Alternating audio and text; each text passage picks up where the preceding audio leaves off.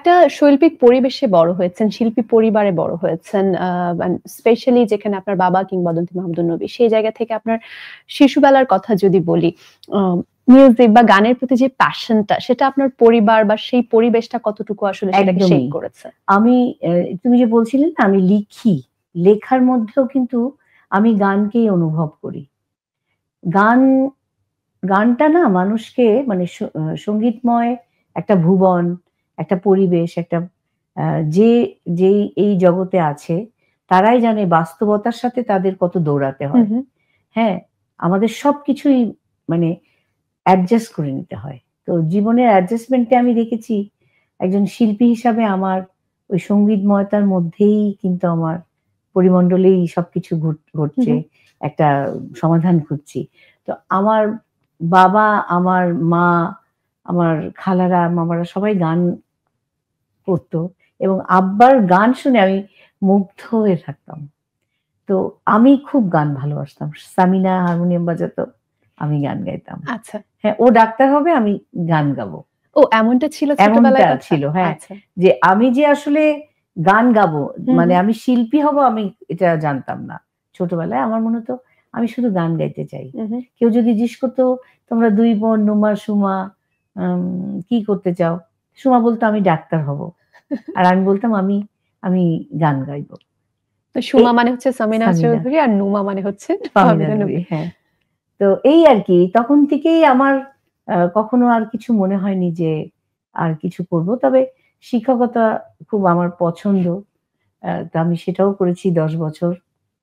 তো যা করতে চেয়েছি জীবনের প্রতিটা জায়গায় আসলে আমি বিশ্বাস করি যে তুমি যদি ভালোর দিকেই ধাবিত হও। আমার আরেকটা জিনিস আমাকে লেখায় অনুপ্রাণিত করে, বা একজন ভালো, আমার মা বলে একজন ভালো মানুষ না হলে ভালো গান হয় না। এই কথাটা আমাকে খুবই, আর শিক্ষিত না হলে ভয়, মনে হয় আমাদেরকে ভয় দেখাতো যাতে করে পুরো পড়াশোনা করি। তো সুমা সেদিন বলছিল যে মা তোমার মেয়েই তোমার আশা পূরণ করলো, বইও লিখলো, আবার MA পাশও করলো। তো সেটাই আর কি। তো বলতো যে শিক্ষিত না হলে ভালো গান করা যায় না। আর একটা জিনিস আমি মনে করি যেটা আমার লেখার মধ্যে থাকে সবসময়, দিন শেষে ভালোর ভালোই হয়, মন্দের মন্দ হয়। এবং আপনি কিছুদিন আগে একটা ইন্টারভিউতে এরকমটাও মনে হয় মেনশন করেছিলেন যে খুব দারুণ লেখা, মানে গ্রেট লিরিক যেটাকে আমরা বলি, একই সাথে কম্পোজিশন, সেই সাথে সাথে হচ্ছে কণ্ঠ, সবকিছু মিলিয়ে একটি গানকে টাইমলেস। অবশ্যই। সো ছোটবেলা ভাই বোনের সম্পর্ক বা বাবাকে নিয়ে যদি কোনো স্মৃতির কথা বলি, সবচেয়ে কোন জিনিসটা বেশি মনে পড়ে এখনো? আব্বা আসলে, মানে আমার বাবাকে আমার সবসময় উত্তম কুমার মনে হতো। হ্যাঁ, আমার বাবা মানে একদম হিরো। জীবনে প্রত্যেকটা সন্তানের কাছে, মেয়ে সন্তানের বেশি, মানে আর ছেলে সন্তান মাকে করে বেশি। তো আব্বাকে না খুবই উত্তম কুমার মনে হতো। হ্যাঁ, তা আমার মা বলতো হ্যাঁ বলে না বলে, আচ্ছা যাই হোক। তো আব্বার গান গাওয়া, আব্বার কথা বলা, আব্বা যেখানেই যেত সেখানেই আনন্দ, মানে মাহমুদুর নবী ছাড়া আড্ডা হয় না। তারপরে আব্বা আসতো বাসায়, তারপরে একসাথে খাবো, দুপুরবেলা আমাদের একসাথে খেতে হতো, রাতেও।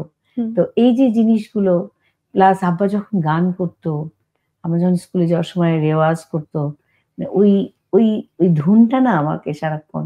এবং আব্বা খুব হাসতো, সরল, এবং অনেক শিল্পীর জন্ম কিন্তু আমাদের বাসা থেকে।